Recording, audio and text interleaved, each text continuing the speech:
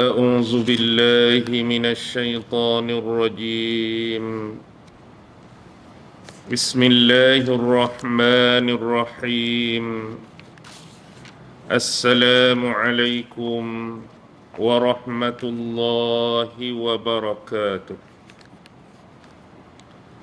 الحمد لله رب العالمين، وبه نستعين على أمور الدنيا والدين، والصلاة والسلام على أشرف الأنبياء والمرسلين وعلى آله وصحبه أجمعين.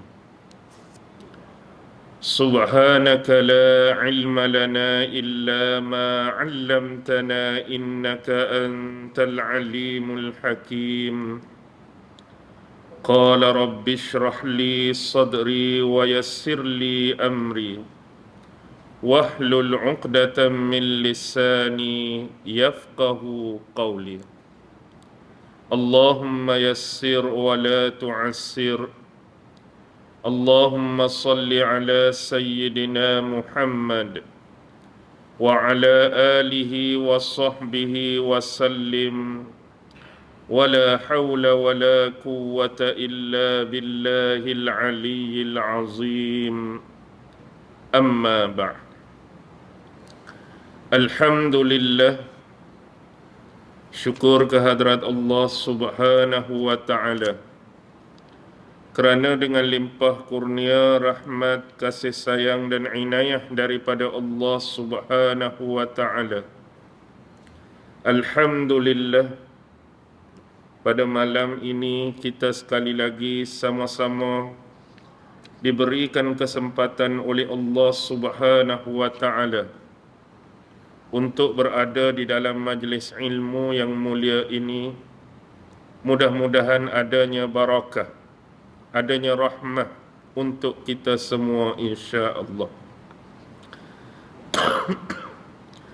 Tuan-tuan, puan-puan, hadirin hadirat, muslimin muslimat yang dirahmati sekalian, marilah sama-sama kita membaca, menghayati, merenung dan mentadabbur dua potong ayat yang difirmankan oleh Allah Subhanahu wa Ta'ala di dalam awal suratul Jum'ah, surah Al-Jum'ah, merujuk ayat yang pertama dan ayat yang kedua, sebagaimana firman Allah Subhanahu wa Ta'ala, ba'da a'udzu billahi minasy syaithanir rajim, bismillahirrahmanirrahim, yusabbihu lillahi ma fis samawati wa ma fil ard, al-malikil quddusil azizil hakim,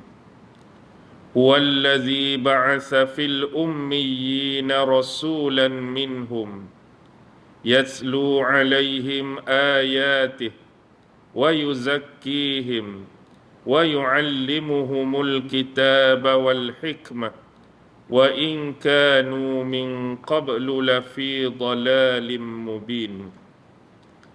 Surah Al-Jum'ah ayat pertama dan ayat yang kedua. Baik.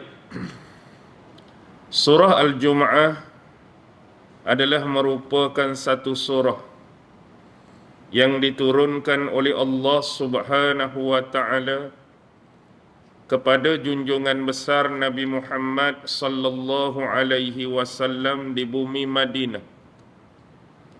Dan ramai di kalangan ulama-ulama tafsir di dalam karya dan penulisan mereka mengatakan bahawa surah ini, yakni surah Al-Jum'ah, adalah termasuk surah-surah Madaniyah. Walaupun ada pandangan dan pendapat yang terpencil, sebagaimana yang dinisbahkan kepada Ibnu Yasar, bahawa surah Al-Jum'ah ini adalah merupakan surah Makkiyah. Tetapi fi qaulil jami' mengatakan Jum'ah adalah surah Madaniyah. Dan surah Al-Jum'ah ini merupakan surah yang mengandungi 11 ayat sahaja. Dan bila 11 ayat ni, maka surah ini termasuk di dalam surah-surah Tiwalul Mufassal. Surah Tiwalul Mufassal. Baik. Ini berkaitan dengan ilmu ulumil Quran dan ada perbahasan tentang usulut tafsir. Al-Quran kita ini surah-surahnya dibahagikan kepada 4 pembahagian. Yang pertama disebut surah-surah At-Tiwal, yakni surah-surah yang besar dan mempunyai ayat-ayat yang panjang. Surah At-Tiwal ni ada 7 surah semuanya. Pertama ialah surah Al-Baqarah, 286 ayat. Yang kedua surah Ali Imran, 200 ayat. Yang ketiga surah An-Nisa, 176 ayat. Yang keempat surah Al-Ma'idah, 120 ayat. Yang kelima surah Al-An'am, 165 ayat.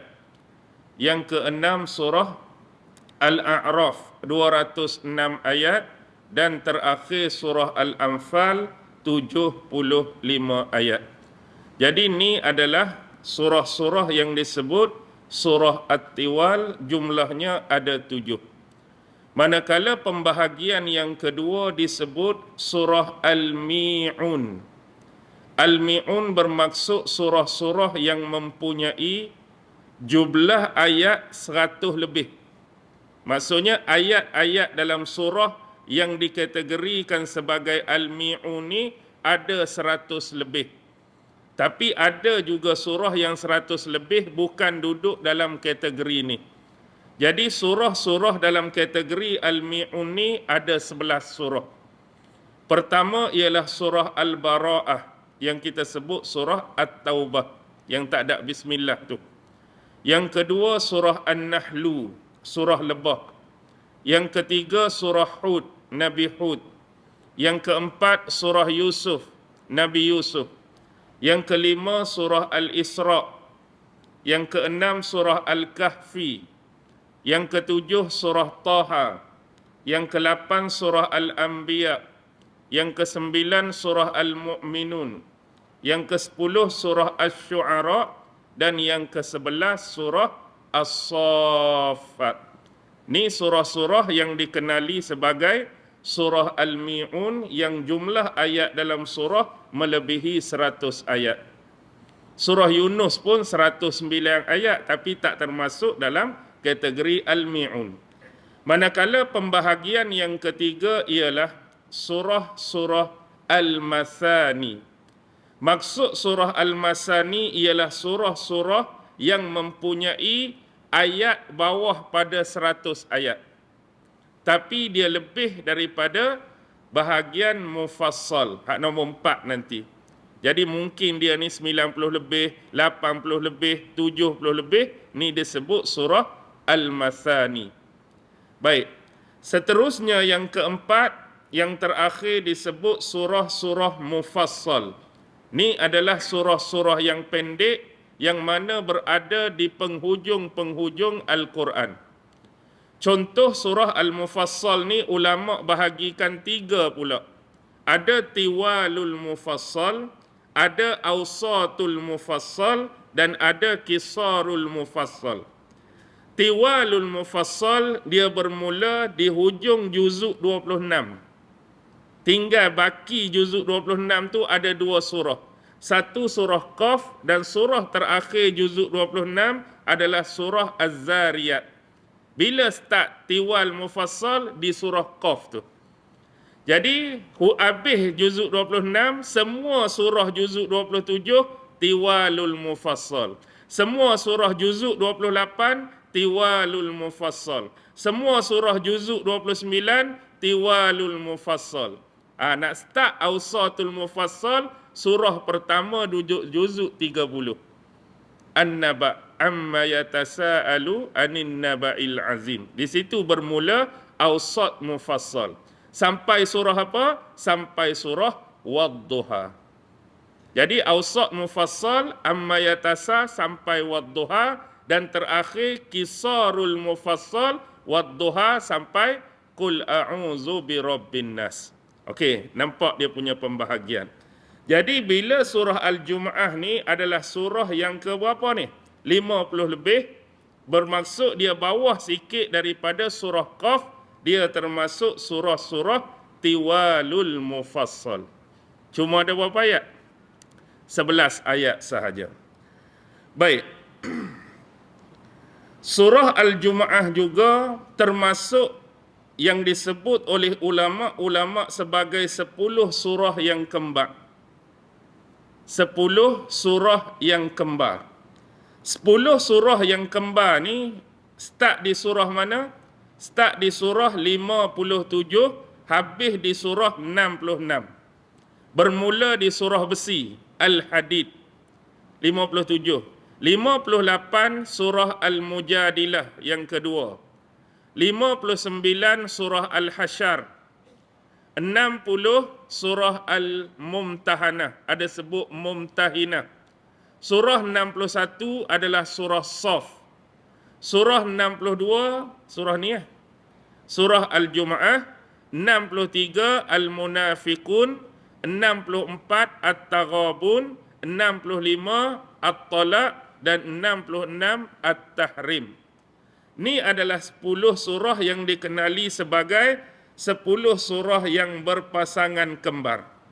Kerana apa? Kerana 10 surah ni hanya membincangkan 2 tema yang penting, 2 tema yang utama.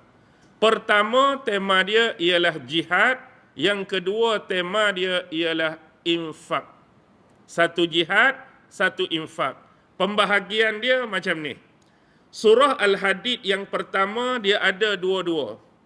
Jihad, infak. Mari selepas tu surah Mujadilah, jihad. Al-Hasyr, jihad. Mumtahinah, Mumtahanah, jihad. As-Saff, jihad.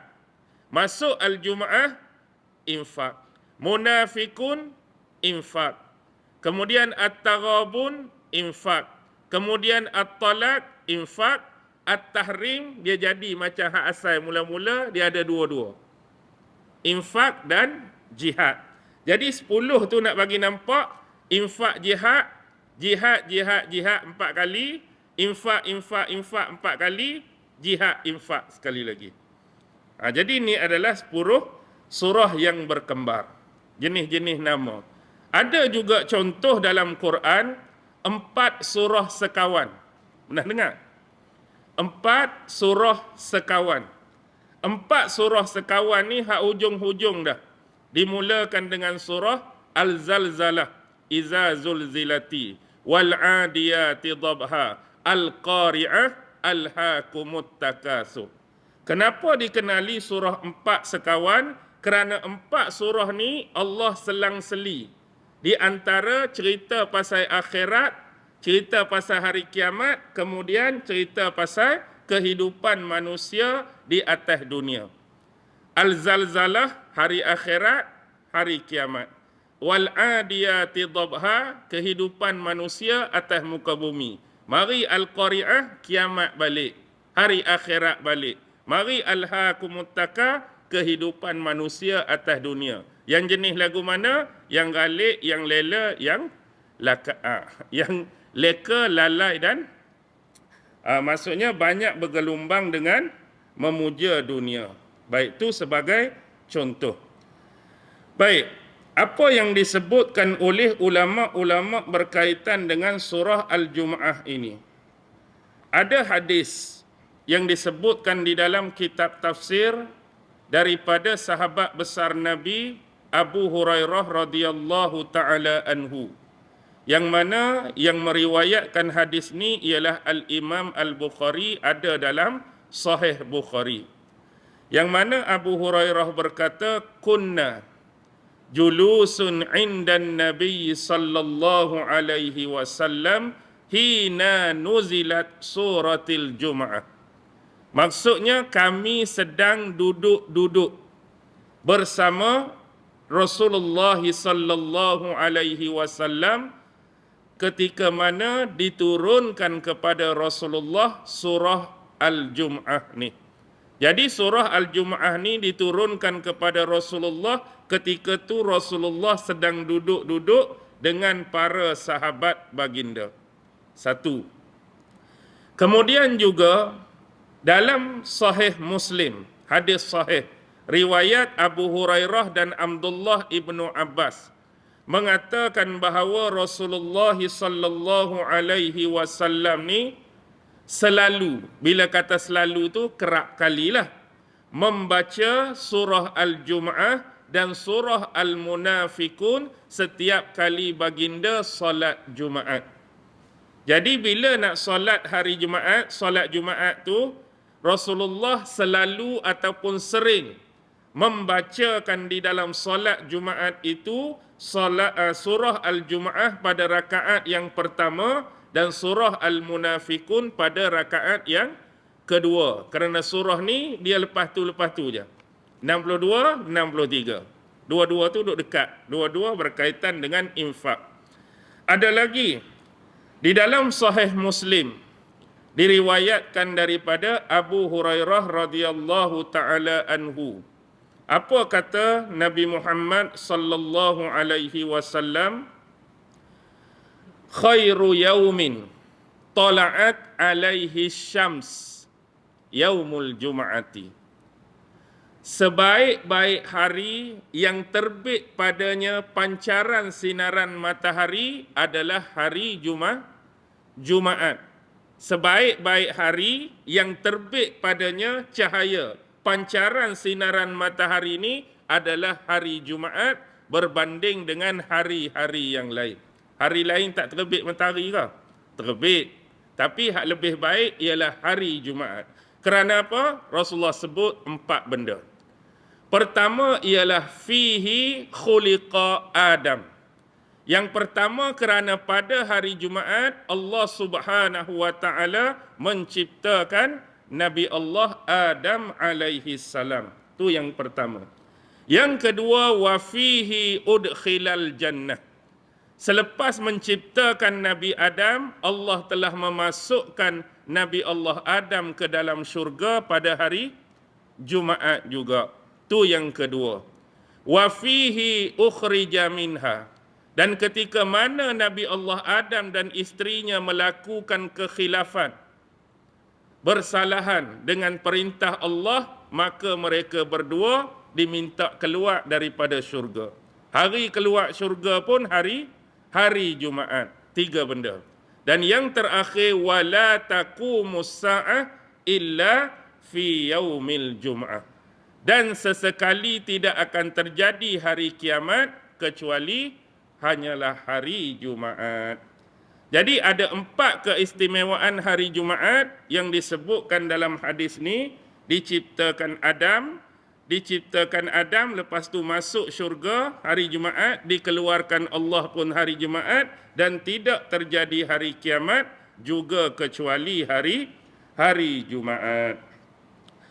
Baik, di dalam tafsir Imam Al-Qurtubi disebutkan yaumul jum'ati fal yaumu lana wa ghadan lil yahudi wa ba'da ghadin lin nasrani.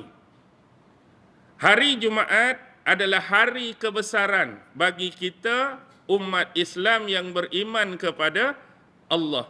Wa ghadin, dan keesokannya adalah hari kebesaran lil Yahudi, bagi orang-orang Yahudi. Sebab orang Yahudi merayakan hari mingguan dia hari apa?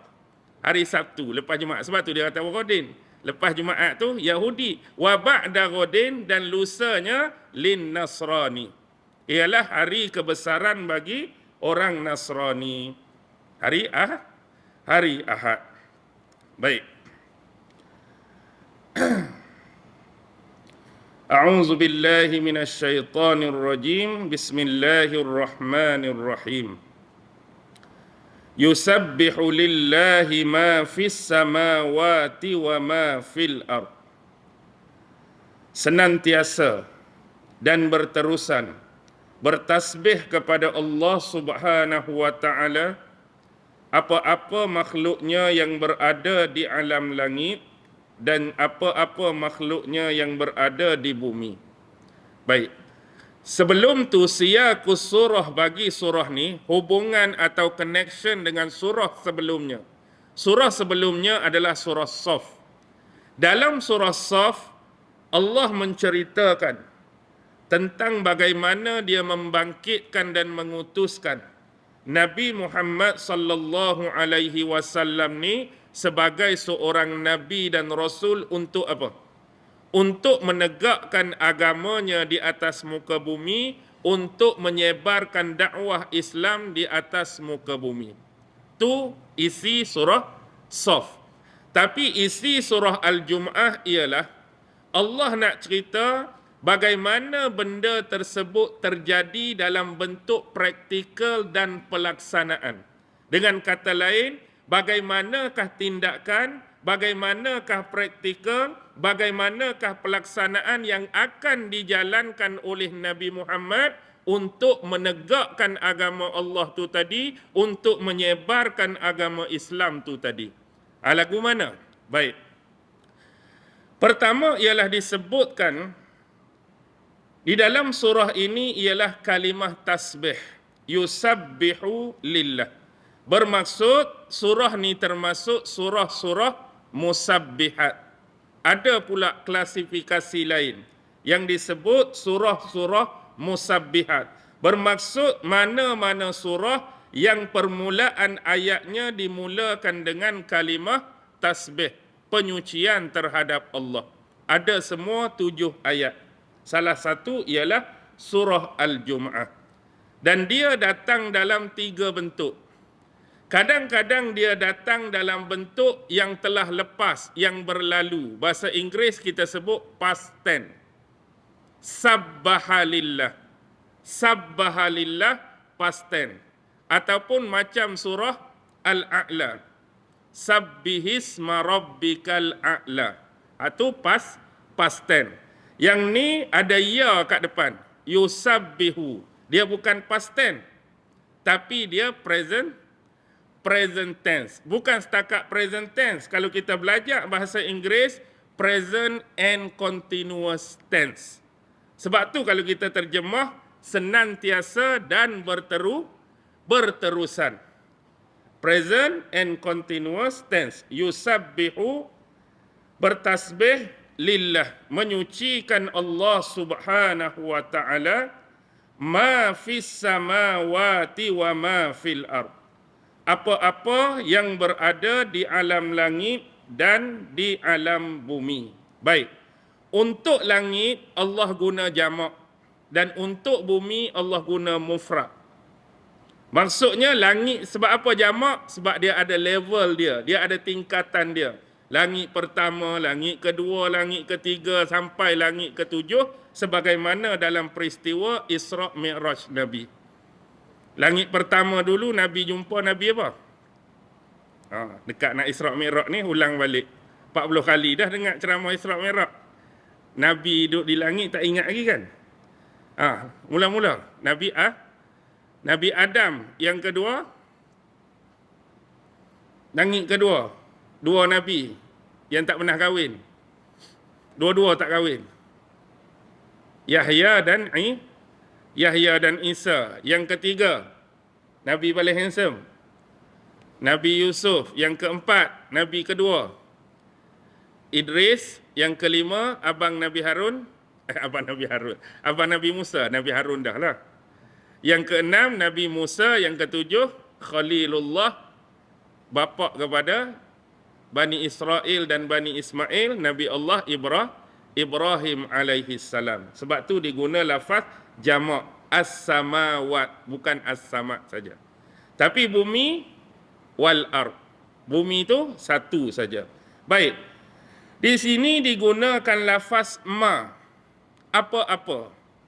Kalaulah dalam ayat ni kita punya pengetahuan yang khusus, jenis-jenis makhluk yang bertasbih kepada Allah, maka yang digunakan ialah kalimah allazi. Tapi bila guna ma bermaksud apa? Siapakah penghuni-penghuni langit di kalangan makhluk Allah? Yang kita kenal siapa? Malaikat. Lagi? Penghuni langit selain pada malaikat. Siapa lagi? Tak ada lah hak kita kenal. Sebab tu diguna kalimah ma. Maksudnya kalau duduk di alam langit, malaikat, hak kita tahu pasal malaikat, hak kita faham pasal malaikat, hak kita kenal pasal malaikat, bila guna ma, nak habaq di sini ada jenis makhluk Allah yang duduk di alam langit yang kita tak pernah tahu pasal dia. Yang kita tak pernah kenal pasal dia. Lagu mana bentuk dia, lagu mana rupa dia, lagu mana color dia. Jadi semua tu hakikatnya nak habaq, hak kita kenal ke, hak kita tak kenal ke, hak duduk di alam langit tu, semua bertasbih menyucikan Allah Subhanahu wa taala. Begitu juga wa ma fil ard. Hak kita kenal di bumi, ada jin, ada manusia, ada binatang, ada haiwan. Tu pun hak kita kenal. Ada tak haiwan hak kita tak kenal?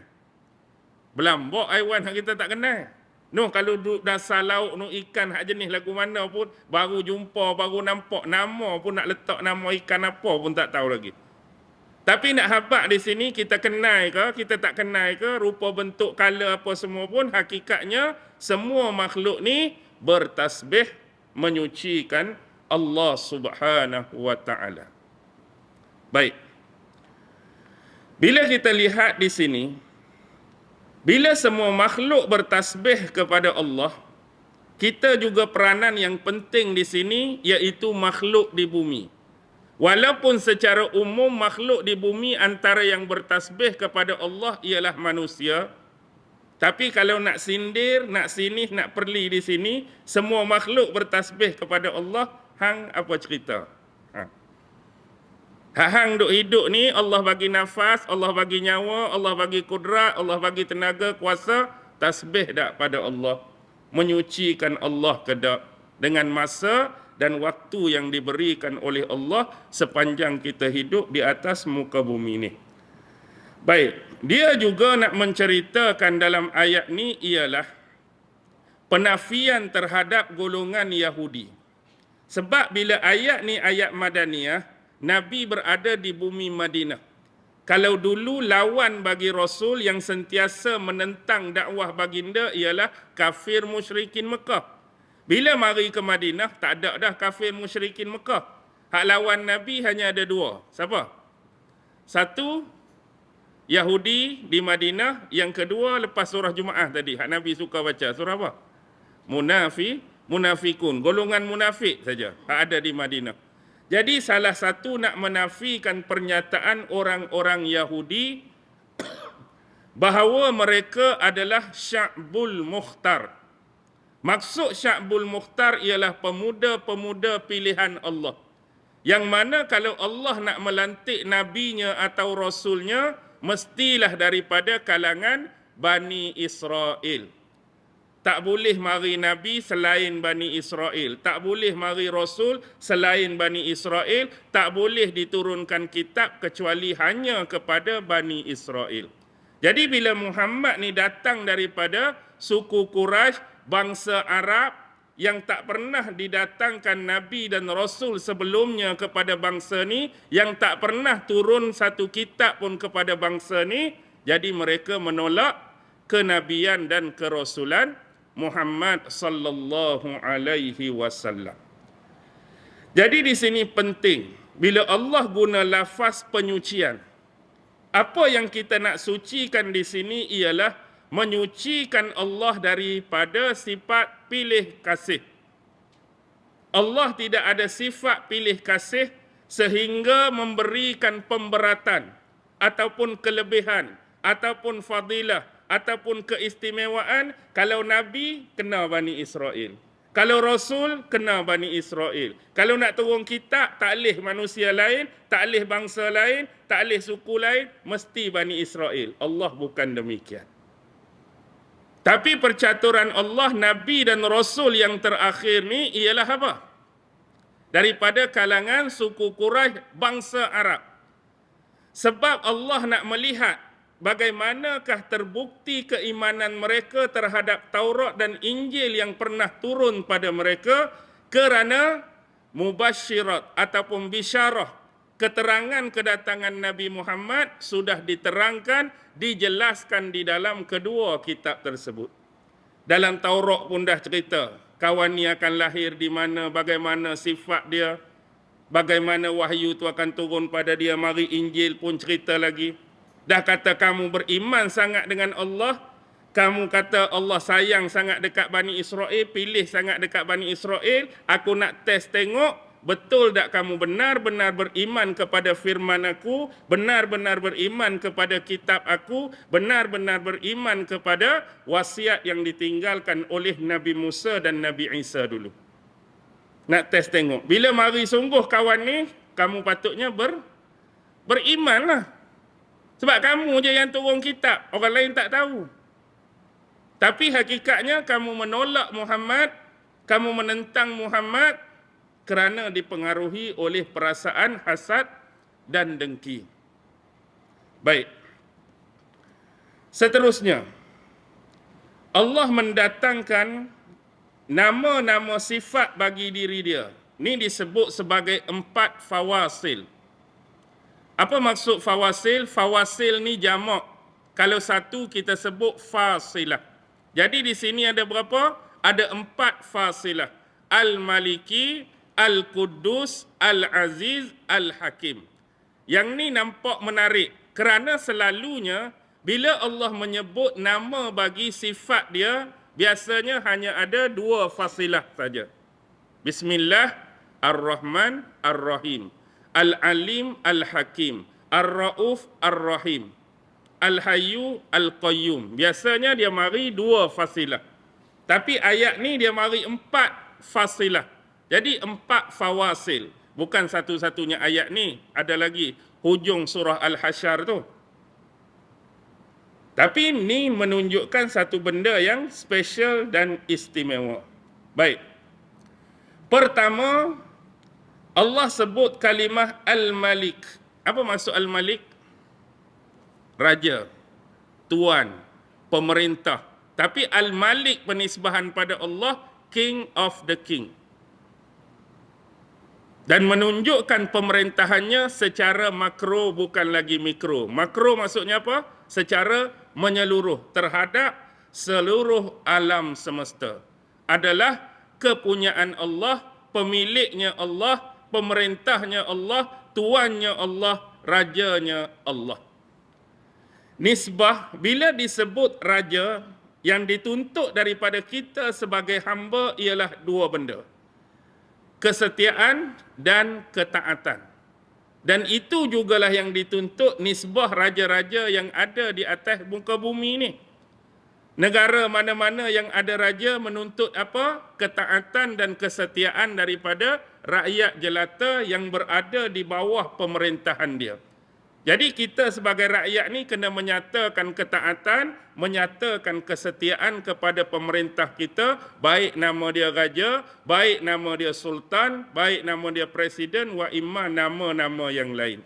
Tu pun kita kena taat, tu pun kita kena setia. Apatah lagi ni King of the King, kena lebih taat, kena lebih setia. Contoh ketaatan dan kesetiaan ni kita boleh tengok atas dunia ni. Kalau pi ke Putrajaya, pi ke pejabat kerajaan, pi ke mana-mana kedai mungkin setengah rumah. Gambar siapa ada yang selalu duduk kat dinding tu? Pejabat kerajaan di Putrajaya. Yang di Pertuan Agong, Permaisuri Agong. Pi pejabat tu, yang di Pertuan Agong, Permaisuri Agong. Pi JPN ke, 2 tu lah. Pi tempat lain pun 2 tu lah. Setengah kedai pun 2 tu lah. Rumah kita pun kadang-kadang sebahagian orang 2 tu lah. Tu menunjukkan apa? Menunjukkan kita ni ada raja, kita ni ada pemerintah, kita ni ada pemimpin yang menuntut kita ni taat dan setia. Apatah lagi Allah yang bersifat Al-Malik. Lebih-lebih lagi kita kena menyatakan ketaatan dan kesetiaan kita dari sudut mana? Menjalankan segala perintah-perintahnya dan meninggalkan segala bentuk-bentuk larangannya. Secara ringkas, Al-Quddus. Apa makna Al-Quddus?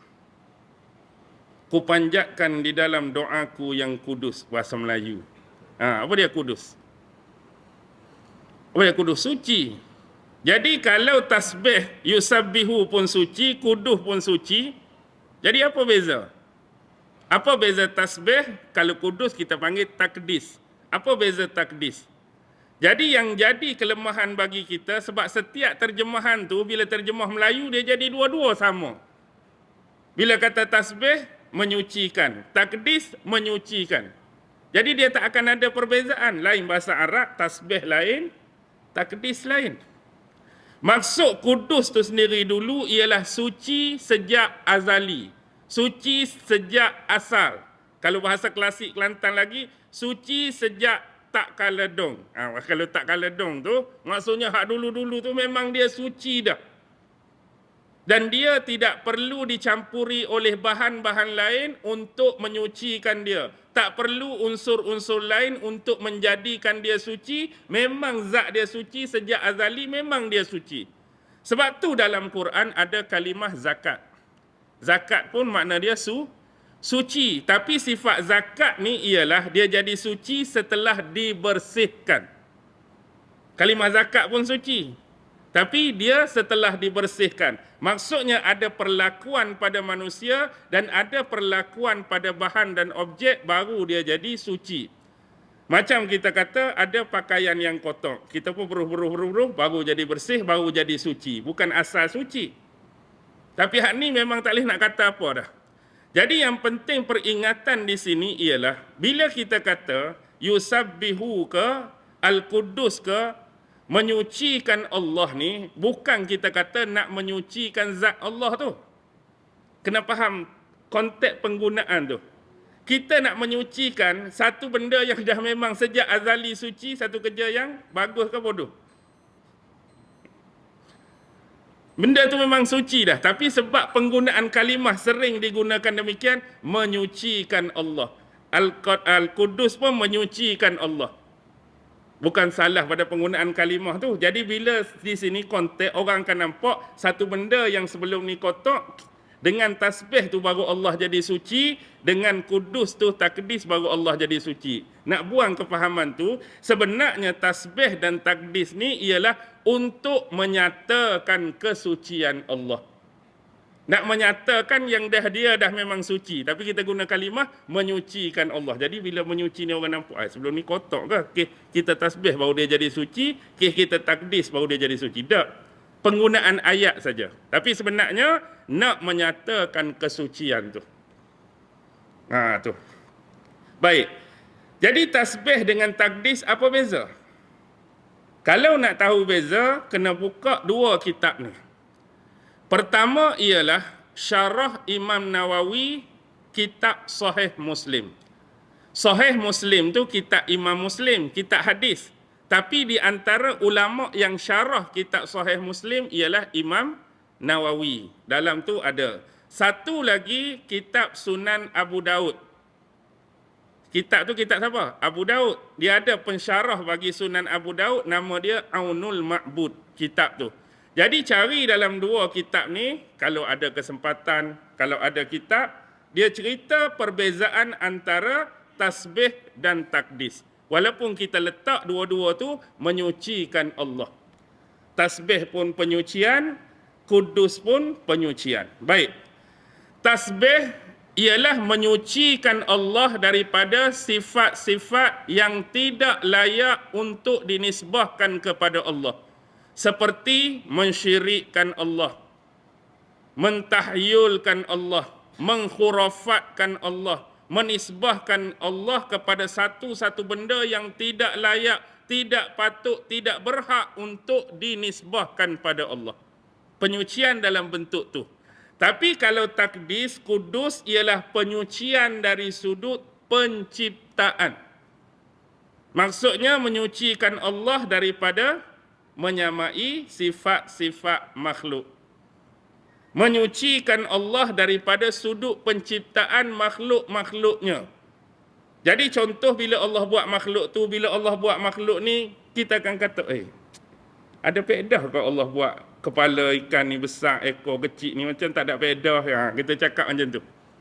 Maksudnya kalau kita cakap macam tu tak ada apa? Tak ada takdis lah tu. Sebab kita komen. Sebab kita seolah-olah menyalahkan. Sebab kita seolah-olah meremehkan penciptaan Allah tadi. Pasal apa lembu ni kepala dengan belakang dengan ekor sama je. Kenapa tak buat tinggi macam unta kau? Kita duk cakap benda-benda macam tu. Sebenarnya Allah buat tu dah komplit. Allah buat tu dah sempurna. Sebab tu ada orang tanya, bila kaitkan manusia yang selalu buat dosa ni kan, pasal apa Allah ni tak buat kita ni semua beriman, semua Islam, semua baik, lepas tu semua masuk syurga, besok tak payahlah masuk neraka. Ada kan orang fikir gitu tak? Pasal apa dia buat orang tu jahat, orang ni perompak, orang ni perogor, pencuri, kesian kat dia, besok dia akan masuk neraka. Pasal apa Allah tak buat semua beriman kan senang, semua Islam kan senang, semua baik solat kan senang. Allah dah buat makhluk macam tu, tapi bukan kita. Siapa? Hak jenis semua taat, hak jenis semua ikut. Selalu kita sebut bulan Ramadan nak mari ni. Subuhun, kalimah yang sama. Subuhun kudusun Rabbuna wa Rabbul malaikati warruh.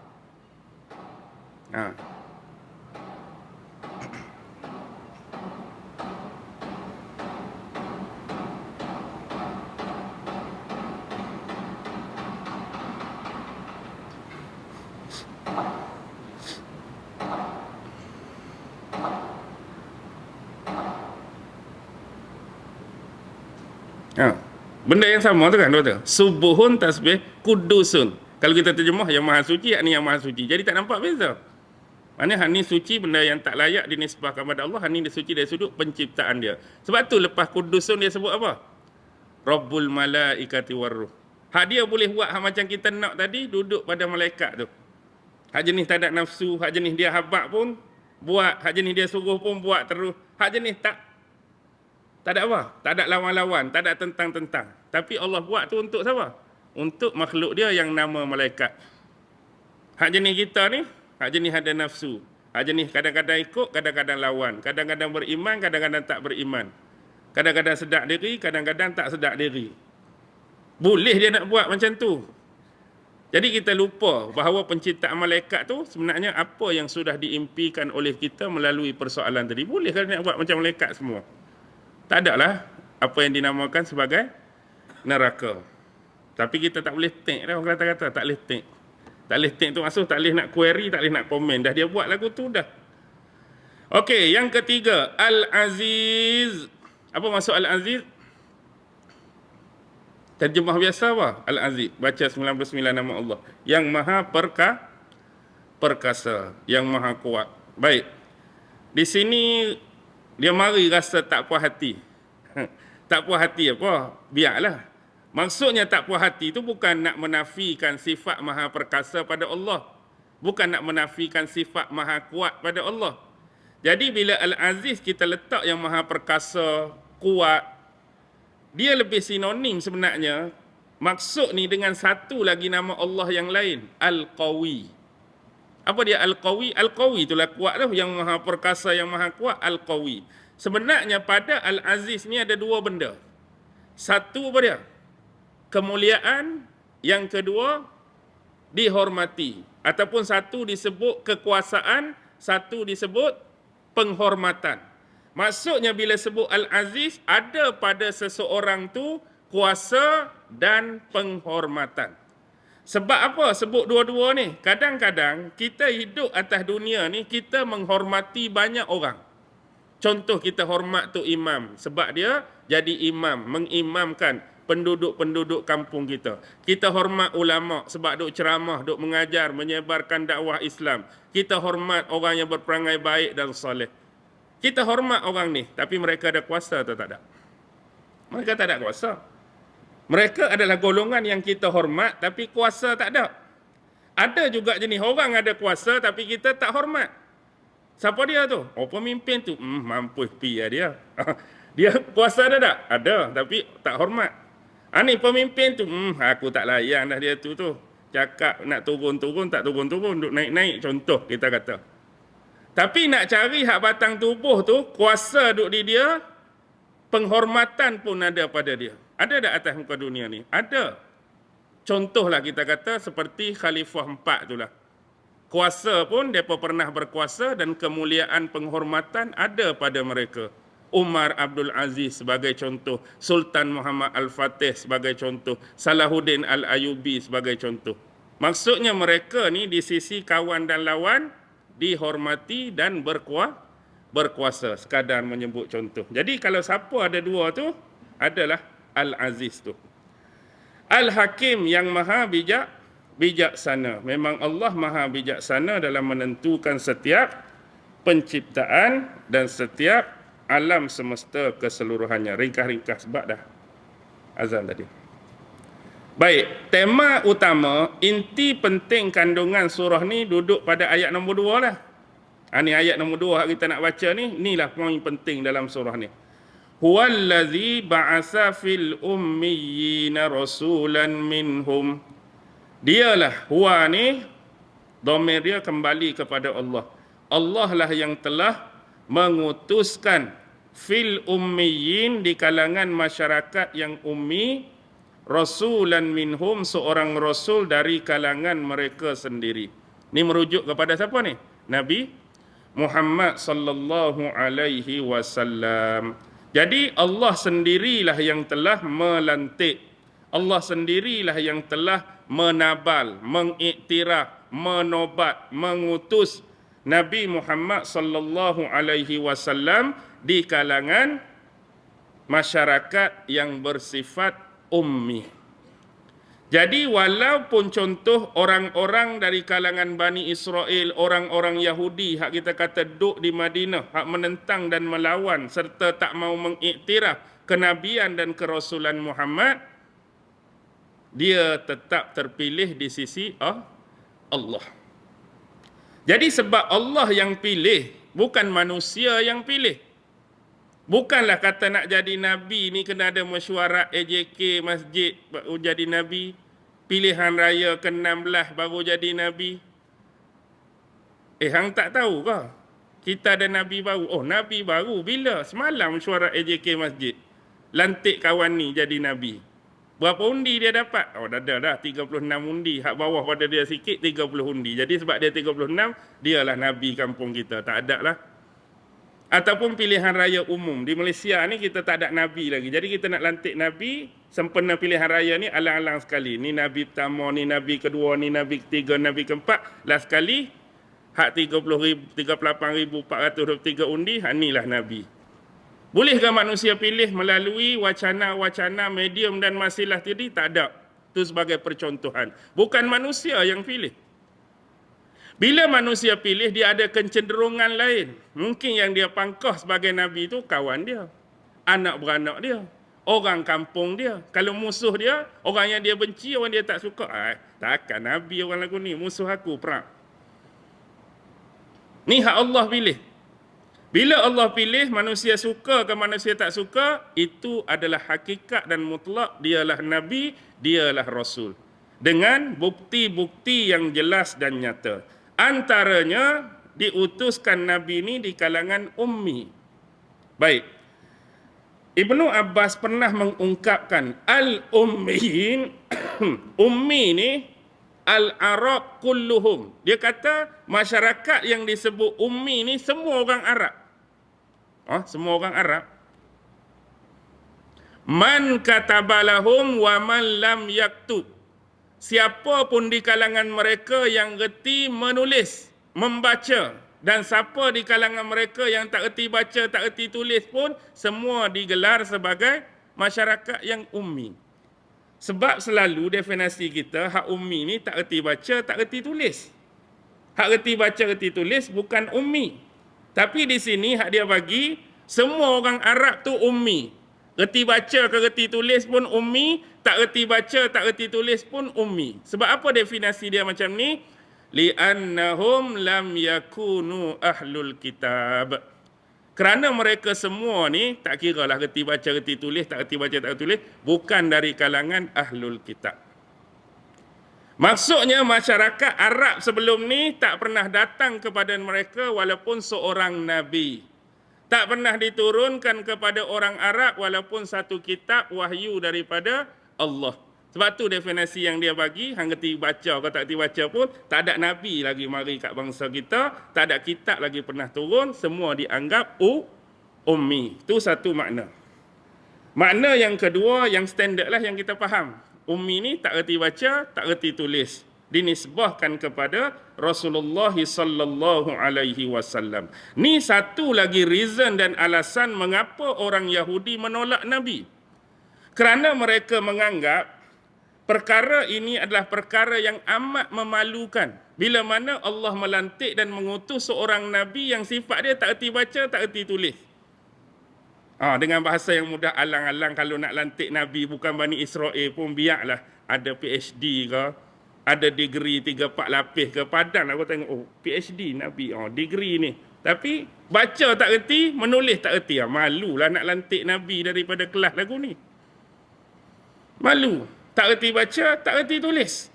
Ini sebab antara penolakan.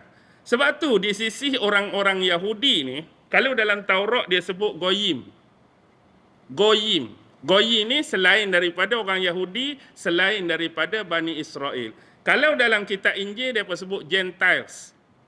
Sama juga maksud dia. Bukan Bani Israel, bukan Yahudi, adalah manusia yang bertaraf rendah kualiti dan kedudukan dia. Seolah-olah seperti subhuman. Maksudnya orang yang kita boleh pijak, orang yang kita boleh perintah, orang yang kita boleh perkudakan, orang yang kita boleh meremehkan mereka. Sebab mereka bukan Bani Israel, sebab mereka bukan Yahudi. Dan dalam kitab ajaran mereka antaranya, maksudnya selain daripada Yahudi, Bani Israel tak boleh nak buat kawan dalam perjalanan. Tak boleh nak buat teman dalam musafir. Maksudnya kalau kita nak berjalan jauh, nak musafir ni, Yahudi ke? Tak boleh. Kalau tengok golongan ni sedang tercungak-cungak, hampir kelemasan dalam air, tak wajib tolong. Tapi kalau Yahudi ke tu? Yahudi kena tolong. Tapi hak ni siapa? Orang jelutung? Tak payah jelutung. Contoh. Sebab apa? Bukan Yahudi. Sebab apa? Bukan Bani Israel. Sampai tahap tu mereka pasak, mereka tanam pemikiran pemuliaan, keunggulan terhadap bangsa mereka dan cuba merendah-rendahkan bangsa lain. Sedangkan hakikat Tuhan yang mereka beriman dan kita beriman tu Tuhan yang sama, tak pernah pilih kasih dari sudut menyampaikan rahmah, menyampaikan kasih sayang, menyampaikan rezeki, semua sama. Tapi yang buat perbezaan tu siapa? Allah ke mereka? Mereka sendirilah. Sebab nak menolak Nabi Muhammad sallallahu alaihi wasallam. Sebab itulah, sebelum saya terlupa, mana-mana surah musabbihat tadi, surah-surah yang dimulakan dengan kalimah tasbih, biasanya lepas Allah menyucikan diri dia, sebut tentang diri dia, banyak surah sebelum ni Allah tegur perangai dan sifat manusia. Dia sebut pasal dia sucikan zat dan diri dia. Ni perangai manusia hak buruk, ni perangai manusia hak tak elok, ni perangai manusia hak tak semenggah. Tapi hak ni berbeza. Dia sebut diri dia puji diri dia, kemudian dia sebut Nabi Muhammad, dia puji Nabi Muhammad. Satu pattern ayat yang berbeza daripada surah Musabbihah yang sebelum ni. Seterusnya, ni pelaksanaan hak Nabi nak buat 3 benda. Yatslu alaihim ayatihi, membacakan kepada mereka ayat-ayatnya. Membacakan duk Mekah, baca pada siapa? Kafir musyrikin Mekah. Duk Madinah, baca pada siapa? Yahudi dan munafik. Ni yang pertama. Baik. Yatslu alaihim, membacakan kepada mereka ayat-ayat yang datang daripada Tuhannya. Ada rasa janggal tak di sini? Ada rasa pelik tak di sini? Baru saat-saat tadi Allah cerita bahawa Nabi dan Rasul terakhir ni tak reti baca, tak reti tulis, tiba-tiba mari pelaksanaan dia membacakan pada mereka pula. Tadi kata tak reti baca, tadi kata tak reti tulis. Ni sifat pelaksanaan pertama dia nak tegak agama, nak sebar agama ni, membacakan ayatnya. Boleh baca ni? Boleh baca. Baik. Sekarang ni konteks baca di sini yang dinisbahkan pada Nabi ialah Jibril menurunkan wahyu kepada Nabi Muhammad dalam bentuk bacaan. Kemudian bacaan tadi diikuti oleh Nabi. Kemudian Allah apa? Allah meletakkan dan menyematkan ingatan terhadap ayat tadi dalam dada dan jiwa Nabi. Nabi memang tak erti baca, tak erti tulis. Tapi dia ikut bacaan Jibril tu dan Allah bagi lekat bacaan tu. Dan Allah bagi bila dia nak guna, dia boleh baca dengan lancar apa yang diikuti bacaannya oleh Jibril sebelum ni. Contoh terima dalam Gua Hira, Iqra' bismi rabbikal ladzi khalaq. Dia ikut bacaan Jibril sampai habis 5 ayat. Jadi benda tu terlekat di sini. Ingatan tu ada di sini. Dan dia bila dia nak keluarkan, nak baca kat orang lain, dia boleh baca elok. Iqra' bismi rabbikal ladzi khalaq.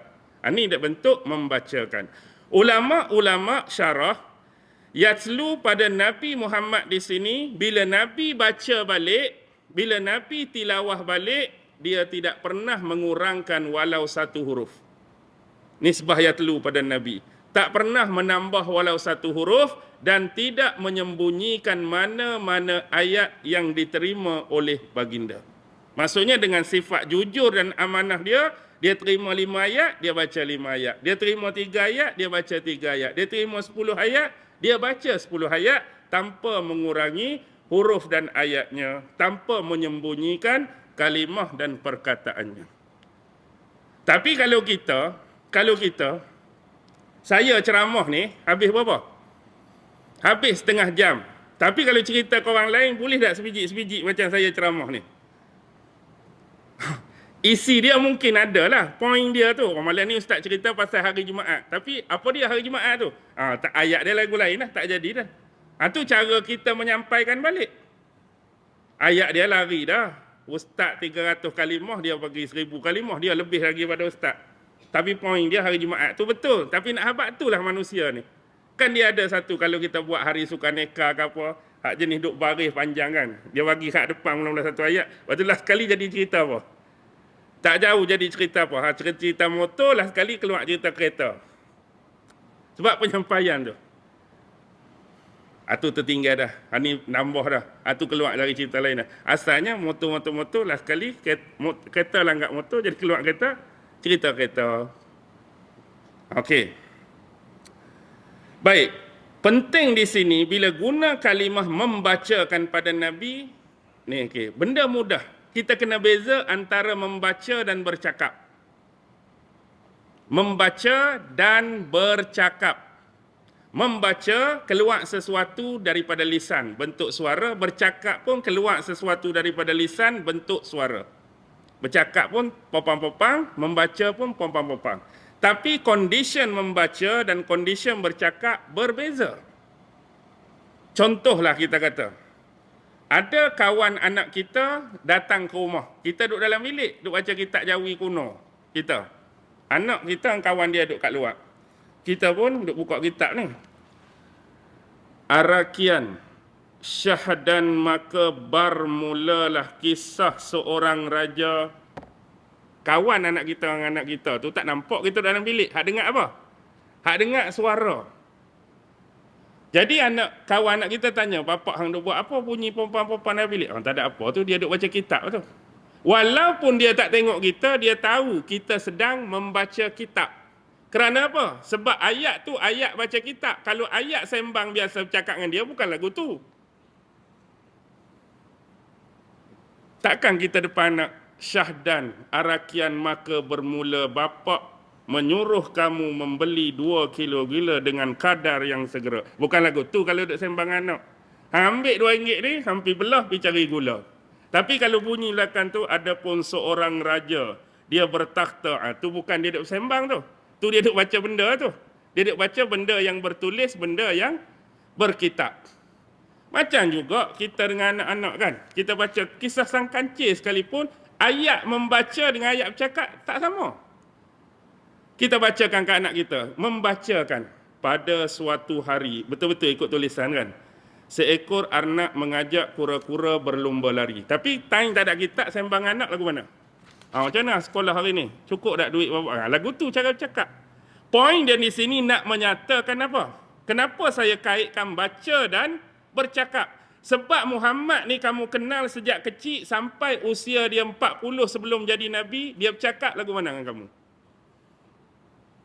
Dia bercakap lagu mana dengan kamu? Cakap macam orang Arab biasa lah.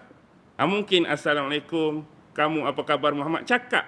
Tapi bila-bila ni, tiba-tiba dia mari pada kamu, Iqra. Bismi rabbikal ladzi. Ni bukan bahasa Muhammad selalu cakap ni, pasal lagu ni. Wal adiyati dhabha fal mughirati subha. Lagu mana? Ni bukan bahasa hak dia duk sembang dengan kita, hak kita duk kenal ni. Mari lagi, yusabbihu lillahi ma fis samawati wal ard al malikil qudusil azizil hakim. Nama-nama ni dia tak pernah sebut sebelum ni. Hak kita duk kenal dia 40 tahun dulu. Hak lepas mengaku jadi Nabi baru mari ayat ni. Maksudnya mereka boleh tahu bahawa ni adalah mukjizat. Sebab tu tuduh Nabi penyair ke, tuduh Nabi baca prosa Arab klasik ke, tuduh Nabi cedok, tetap tak berjaya. Ni adalah satu seni balaghah, kesenian bahasa Arab yang cukup tinggi, yang bukan bahasa yang selalu Muhammad guna sebelum ni. Maksudnya orang kenal kita kampung duk sembang sur, duk sembang best, duk sembang apa, tiba-tiba mari ayat yang kita guna tu kalah sastrawan negara guna ayat sebelum ni. Tiba-tiba dia duk sembang bahasa Penang lagu mana? Logat Penang, lahjah Penang, tiba-tiba dia mari ayat yang pelik-pelik. Tiba-tiba saja, ni bukan kawan tu biasa guna ni, hak kita duk kenal dia bukan ayat lagu ni.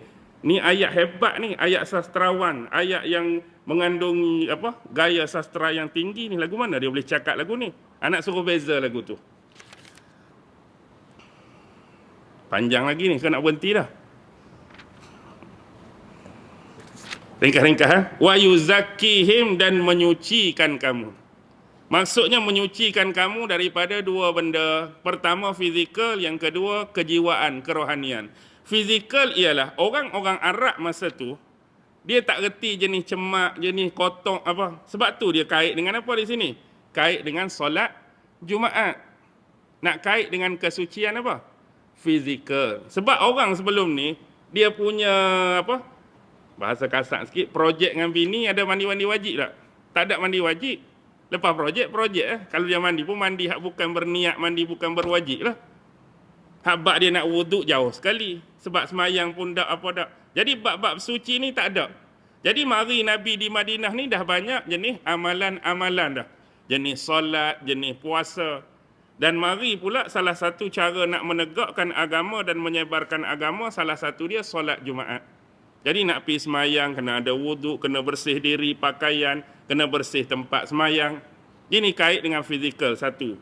Kait dengan kerohanian ialah, sebenarnya sebelum ni mereka penyembah berhala. Jadi bila mari Nabi baca ayat Quran, apa yang disucikan? Disucikan zat Allah daripada syirik, daripada khurafat, daripada tahyul. Setengah mereka kata malaikat anak perempuan Allah. Nak buang semua benda ni. Nak release semua benda ni. Nak sucikan semua benda ni. Ni Tuhan hak sebenar. Tuhan yang Esa, Maha Tunggal. Tak ada syirik-syirik, tak ada idola, tak ada berhala, tak ada patung, tak ada kayu, tak ada batu. Nak menyucikan jiwa dan perasaan kamu tu. Seterusnya, wa yu'allimuhumul kitaba wal hikmah, dan mengajarkan kepada kamu kitab dan hikmah. Yang ketiga ni dari sudut mengajarkan kitab, dia tak sama dengan baca tadi. Mengajarkan kitab di sini bermaksud mengajarkan kepada kamu hukum dan hakam. Yang ni boleh, yang ni tak boleh. Yang ni dilarang, yang ni diperintah. Yang ni halal, yang ni haram. Yang ni ditegah, yang ni kalau boleh buat. Yang ni kalau boleh jangan buat. Hukum hakam. Wal kitab, wal hikmah. Ada setengah kata hikmah tu fiqhu fiddin. Kedalaman dalam agama, tafakuh dalam agama. Ada kata hikmah tu sunnah dia. Sunnah Nabi. Ada kata hikmah tu ialah dia akan dapat bila kita mengamalkan ilmu yang kita ada dan kita tahu. Kita ada belajar ilmu, kita tahu ilmu tu, kita beramal dengan ilmu tu, maka Allah akan bagi hikmah.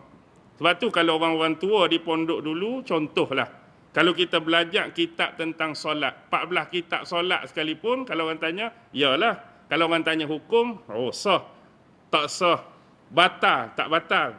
hang sendiri tu semayang ke tak? Oh, aku tak semayang, tapi kalau hukum memang dalam kepala. Jadi orang panggil ni orang yang tak ada hikmah. Maksudnya dia tahu benda tapi dia tak beramal. Contoh, hukum hakam semua pasal semayang dia tahu, tapi tuan tubuh sendiri tak semayang.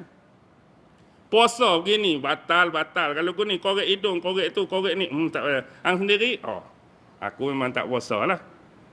Kira 1 Ramadan hingga 30 pun nasi kandak hari-hari lah. Maksudnya orang lagu ni, orang yang tak ada hikmah. Orang ni, hikmah ni lagu ni lah mudah. Setengah-setengah orang dia bayangkan hikmah lagu ni. Bayangkan ada 4 orang guru. Kita suruh 4 orang guru ni cerita benda yang sama.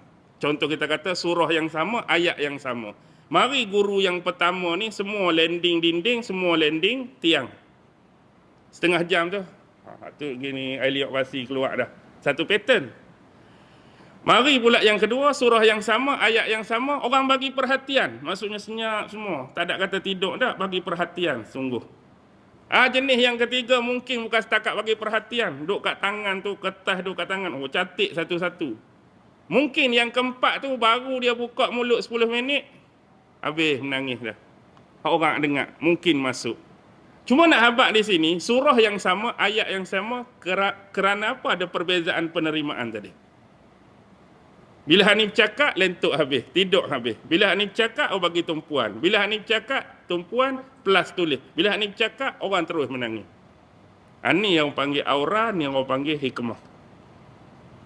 Hanif payahlah. Kita tak tahulah penilaian tu, hanya Allah lah yang maha mengetahui. Jangan kita duk buat rasa-rasa. Semalam aku main dah, bukan aku mengajak pun masjid ni. Saja main singgah. Tengok-tengok ustaz tu ngajak, 3 orang duduk depan. Orang rakam pun tak ada. Lekeh sungguh ustaz tu. Tengok aku malam-malam ni, kamera ada 7 orang penuh. Jangan kita duk buat lagu tu. Jangan duk buat rasa-rasa seronok lagu tu. Mestilah aku lagi hebat pada ustaz semalam. No. Jangan ada tu. Kalau kita buat benda tu, apa yang akan hilang? Apa yang akan hilang? Ilmu tak hilang. Benda penting pada ilmu. Apa dia? Qul huwallahu ahad, Allahus samad. Surah apa? Kita takut benda tu hilang. Al-ikhlas tu hilang. Ilmu orang dapat. Bila orang dengar, orang faham, orang tahu, ilmu orang dapat. Tapi keikhlasan tu hilang, habislah. Kita tak mahu amalan kita, ibadat kita hilang ikhlas tu. Hak jadi berkat tu sebab ada ikhlas tu lah. Kadang-kadang hak 3 orang tu lah sebab keikhlasan dia.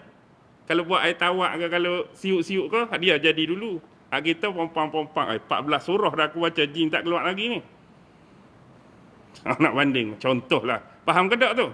Kita nak buat perbandingan. Jadi jangan action. Jangan jadikan benda-benda ni sebagai benda yang kita rasa nak seronok-seronok, nak anggap-anggap, nak andai-andai. Benda ni adalah sisi kedua. Yang penting kita ikhlas dalam menyampaikan, nak suruh orang tahu, nak suruh orang kenal, nak suruh orang faham. Sebagaimana kita tahu, sebagaimana kita kenal, sebagaimana kita faham. Nak lebih tak boleh sebab sisi ilmu yang Allah bagi takat tu je. Jadi kalau tuan-tuan nak lebih daripada saya, tak ada dah. Sebab yang Allah bagi pasal surah ni, pasal ayat ni, ni je ilmu saya dah belajar. Itulah yang saya boleh bagi. Maksudnya kalau nak, kena cari apa? Guru-guru yang berbeza. Sebab tu ulama' dulu minta supaya kita sentiasa rajin menuntut ilmu. Sebab satu guru mungkin kita dapat ilmu ni, guru yang lain kita dapat ilmu yang berbeza. Sebab tu orang dulu-dulu dia suka berjalan, dia suka mengembara, dia suka musafir, cari guru-guru. Tengok imam-imam hadis lagu mana kan. Sebut saja ada ulama' yang meriwayatkan hadis, cari. Walaupun jarak dia tu jauh. Dan yang terakhir poin dia, kalau kata kita ni nak ganti tempat Nabi, bukan nak jadi Nabi, nak ganti tempat Nabi, nak tegakkan agama, dakwahkan agama, 3 benda tadi kena ada. Apa dia 3 benda tadi? Yatslu alaihim, tilawah. Yang kedua, wa yuzakkihim, tazkiyah. Yang ketiga, wa yuallimuhumul kitab, ta'lim. Tilawah, tazkiyah, ta'lim kena ada. Jadi nombor 1 tu kena kemas dulu. Bila kata tilawah, baca Quran, kena hari-hari baca Quran, rajin baca Quran, belajar tafsir Quran. Kalau tak ada tu, nak kekal sebagai pendakwah tu payah. Boleh berceramah, boleh jadi pendakwah, tapi agak sukar untuk kita mengekalkan gaya, mutu dan keunggulan dan hil tu. Sebab bila kita kita nak dakwah ni pakai apa? Pakai Quran. Jadi kita sendiri malas baca Quran. Apa yang kita nak dakwah? Apa yang kita nak sebar? Apa yang kita nak sebut? Kita sendiri tu kena tilawah dulu. Baca, maksudnya baca pula pada orang lain. Kemudian kena ada tazkiyah. Kena ada penyucian sentiasa, memperbaiki diri. Takut ada riak ke aku mengajak, takut ada sombong ke aku mengajak, takut ada menghina dan melekehkan orang lain ke mengajak. Benda tu kena ada. Dan diri kita kena suci dan bersih dari sudut fizikal. Lepas tu wa yu'allimuhumul kitab, kita mendakwah dan mengajarkan orang lain termasuk yang Nabi buat tadi, hukum hakam dan syariat dalam agama. Sebab itulah ayat terakhir sebut kamu sebelum ni dalam keadaan sesak yang nyata. Inilah konteks pembelajaran ilmu yang kita pinggirkan hari ni. Hak mana Yahudi duk tuduh Nabi buta huruf, tak erti baca, tak erti tulis. Nabi palsu, wahyu palsu dalam gua tu bukan Jibril tapi setan. Last kali tengok sejahil-jahil manusia yang ada di Mekah, dengan berkat dibangkitkan Nabi dan penurunan wahyu, mereka telah berubah jadi satu bangsa yang bertamadun dan berilmu. Yang akhirnya boleh pegang 2/3 dunia. Buat 3 benda tadi, manusia tu berubah. Sebelum ni judi pun duk dia, minum arak duk dia, tanam anak perempuan hidup-hidup pun dia, sembah berhala pun dia, khurafat pun dia, perang pun dia, segala macam. Tapi bila kena dengan Islam, bila kena dengan Quran, dia boleh mengubah manusia tu jadi bertamadun dan berilmu. Itu kita kena faham konsep yang digunakan di dalam ayat ni. Okey, selesai. Saya peringkas tu, sebenarnya panjang lagi tapi takut jadi masa lama. Tu pun harap-harap tuan-tuan dapat faham. Mudah-mudahan dia jadi pencerahan dan iktibar bersama untuk kita semua. Wabillahi taufiq wal hidayah. Wassalamualaikum warahmatullahi wabarakatuh.